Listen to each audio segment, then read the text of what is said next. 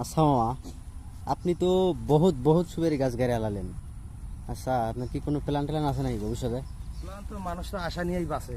আপনার কি আশা?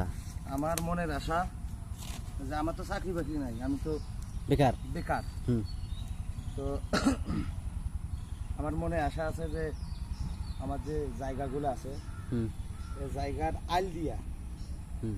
আমি 2000 সুপারি গাছ গাড়ব। 2000। 2000 সুপারি গাছ। হুম তো 2000 সুপারি গাছ অলরেডি 500 গাছ তৈরি করছি।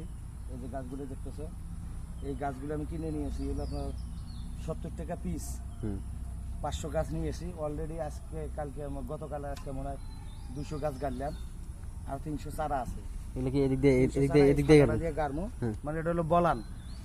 তো আল্লাহর কাছে আশা আছে আগামী 5 বছর পর এই যে গাছগুলো আছে এই গাছগুলো থেকে সুপারি খাওয়ার আশা আছে।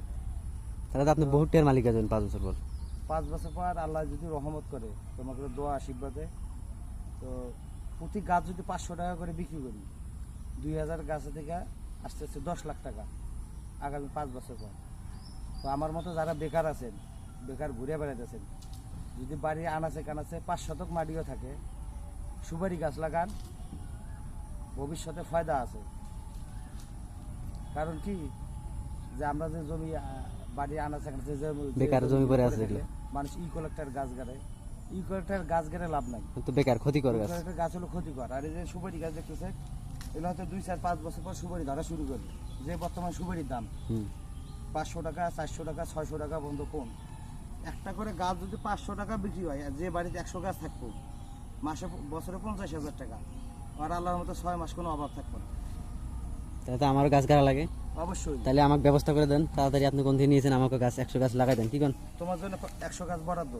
ও তাহলে তোমার আল্লাহ যদি বেঁচে রাখে, আগামী বছর 100 গাছ তোমাকে আমি গেড়ে দেবো। ইনশাল্লাহ। তো এই যে প্ল্যানটা করলাম, আমার যে চারাগুলো গেলাম, চারাগুলো কেমন দেখা যায় এটা দর্শকের দেখাও।